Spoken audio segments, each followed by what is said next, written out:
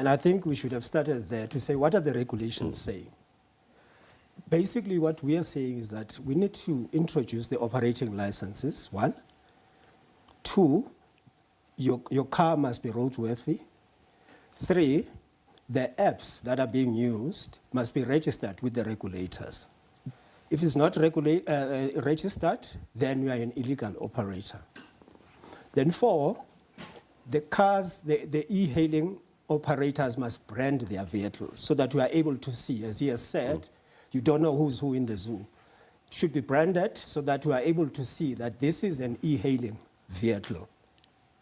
And I think the last point, which is very, very important, is the issue of safety. We've said, let's have panic buttons in the vehicles. In all vehicles, standard? Standard.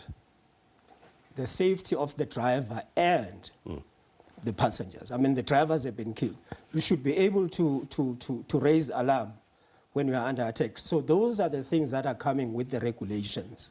So the issues, as I said, it's not just about demarcating the area, as you were saying. It's also about how do we just regulate the whole industry. I mean, it's raising the issue of the BEE partners and so forth.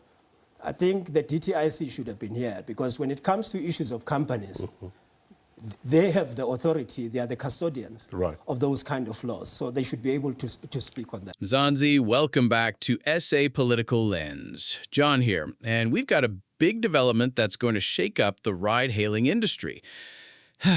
The Department of Transport says the new e-hailing laws will take effect sooner than anyone thought. Exactly, John.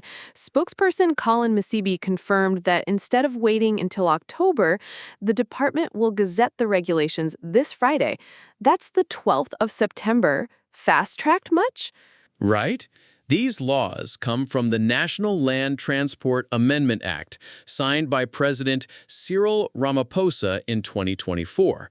They'll finally give e-hailing drivers an official operating license, no more borrowing charter permits or using metered taxi licenses. And every vehicle will need clear branding to show it's an e-hailing car, plus a license spelling out the areas it can operate in. Drivers will also go through criminal record checks, need a professional driving permit, and even a panic button inside the car.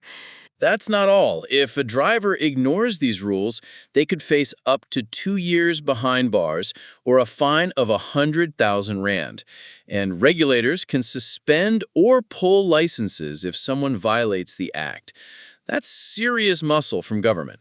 They say it's to protect drivers and passengers after years of violent clashes between taxi associations and e-hailing operators, especially in Soweto and KwaZulu-Natal.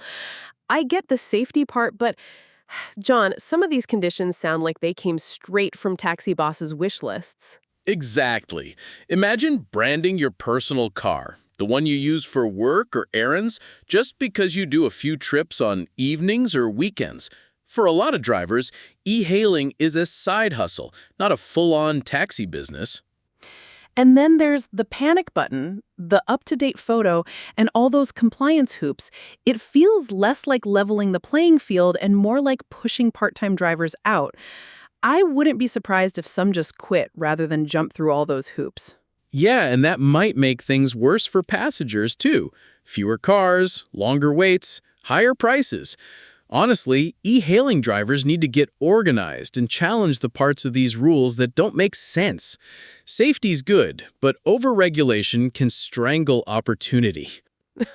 Couldn't agree more. Mzansi, what do you think?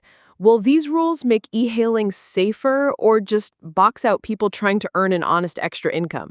Drop your thoughts in the comments. This one's going to spark a proper debate. That's all for today's SA Political Lens. Keep questioning. Keep engaging. And if you're an e-hailing driver out there, we see you. Stay safe on the roads, folks.